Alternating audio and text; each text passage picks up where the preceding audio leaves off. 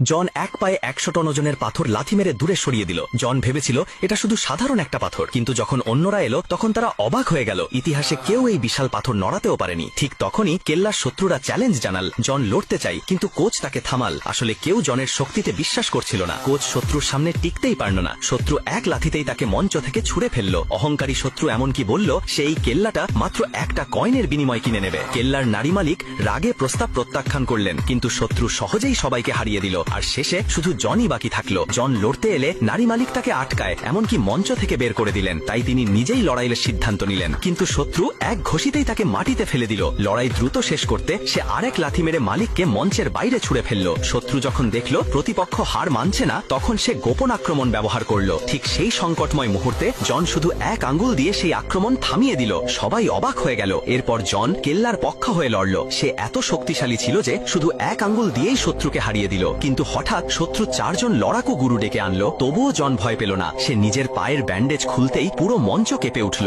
4 জনের হামলা সামলিয়ে জন এক ঘষিতেই একজনকে হারিয়ে দিল। হঠাৎ এক শত্রু জনকে জাপটে ধরল, আর সঙ্গে সঙ্গেই আরেকজন তলোয়ার দিয়ে আঘাত করল। কিন্তু জনের মুষ্টি সেই অস্ত্রকে টুকরো টুকরো করে দিল। অবশেষে জন 2 হাত দিয়ে সব লড়াকু গুরুদের হারিয়ে দিল। যখন কেল্লার মানুষ বিজয় উদযাপন করছিল, তখনই বিশ্ব চ্যাম্পিয়ন জনকে চ্যালেঞ্জ জানাল। সে ছিল অত্যন্ত শক্তিশালী। মাত্র এক ঘুষিতেই জনকে মঞ্চের বাইরে